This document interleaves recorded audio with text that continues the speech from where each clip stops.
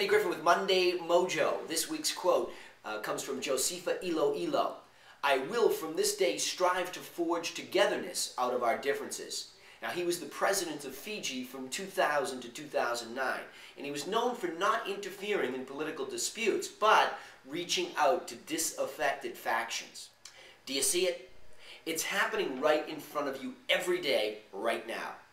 It's the most incredible triage unit you've ever seen. It's not in the middle of a building, it's in the middle of a country. In the middle of chaos, it's gelling, coming together faster than a magnet to metal.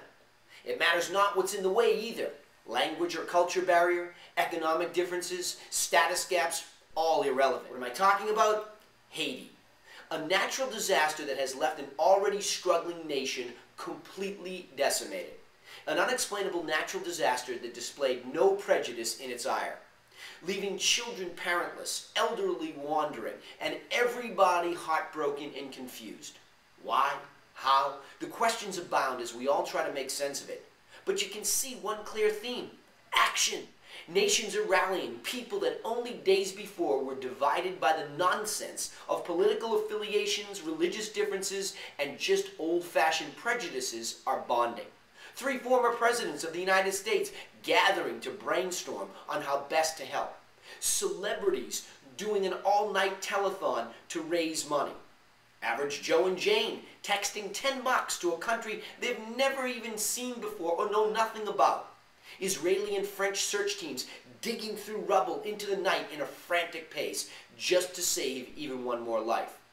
Anybody with a TV is riveted and compelled by the stories of the missing and the dead. Why? Why is it that such a disastrous event can do this? Why does mass suffering serve as the only real smelling salt that wakes everybody up out of the coma? All of a sudden, the economic crisis seems like a blip on the radar. All the whining about what Wall Street has done with our money and all the greed as we crush each other just to buy the latest and greatest just seems like silly child's play. You know why? Because it is. You see, that urge you might be feeling to jump on a plane and go to Haiti, to start helping, is real. It's that passion we all have in all of us that we simply want to help each other, and it clicks into action as soon as something like this happens. The reason that all walks of life jump on to help is because the assault comes from the unknown and the random that always lurks about our fragile existence. We know it's there, but we never really want to name it. Ask the Mayans.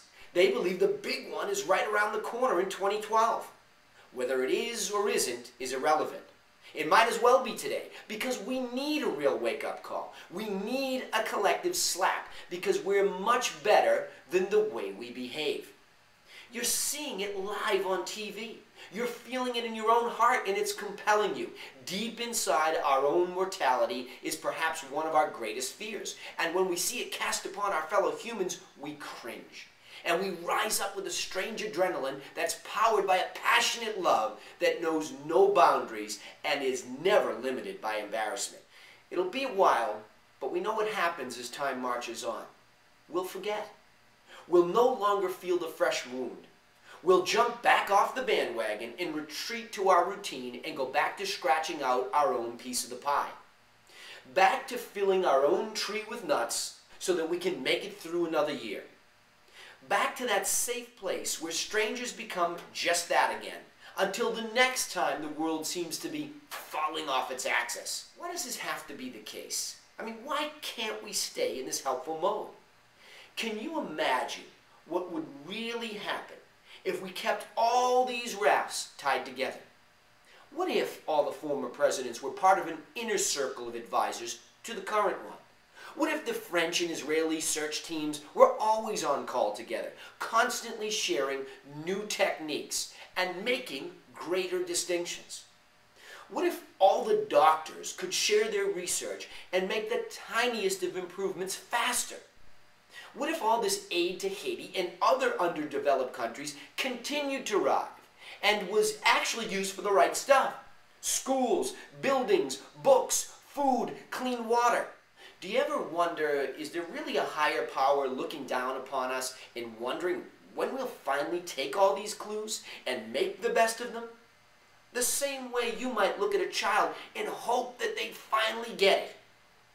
The truth is that this opportunity is around us each and every day. It's in our families, our friendships, our businesses. It's everywhere there are other people. So what should we do about it? Stop isolating ourselves. Stop trying to gain at the expense of others so that we can upgrade it and look back down the ladder at the rest. When you really think about it, it's silly. I mean, if you lived in Haiti right now, what would you be looking for? Water? Food, shelter, medical help, clothes, somebody to talk with? Or would you be looking for a Mercedes, gold, stocks, bonds? Now, I'm not saying we should not focus on certain material necessities. I'm simply saying that the most valuable assets in life often fall out of perspective, but none more important than other people. No matter what you say or think, you know that our bond with other people is one of the highest needs we all have. It's well documented that those with a greater degree of isolation are much more likely to take their own lives. Even the natural introverts feel better when forced into the presence of others. So let's just accept it and start tying our rafts together. We don't have to do it with everybody, but we can start with at least somebody. There's absolutely no argument against the statement that none of us is greater than all of us.